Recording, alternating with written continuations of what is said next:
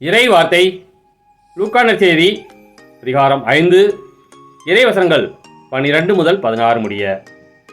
இயேசு ஓர் ஊரில் இருந்தபோது உடலெல்லாம் தொழுநோயால் பாதிக்கப்பட்டிருந்த ஒருவர் வந்தார். அவர் இயேசுவை கண்டு அவர் காலில் விழுந்து, ஆண்டவரே, நீர் விரும்பினால் எனது நோயை நீக்க உம்மால் முடியும் என மன்றாடினார். இயேசு கையை நீட்டி அவரை தொட்டு, நான் விரும்புகிறேன், உமது நோய் நீங்குக என்றார். உடனே தொழுநோய் அவரை விட்டு நீங்கிற்று. இயேசு அவரிடம், இதை யாருக்கும் சொல்ல வேண்டாம், நீர் போய் உம்மை குருவிடம் காட்டி நோய் நீங்கியதற்காக மோசே கட்டளையிட்டுள்ள காணிக்கையை செலுத்தும், நீர் நலமடைந்துள்ளீர் என்பதற்கு அது சான்றாகும் என்று கட்டளையிட்டார். ஆயினும் இயேசுவை பற்றிய செய்தி இன்னும் மிகுதியாய் பரவிற்று.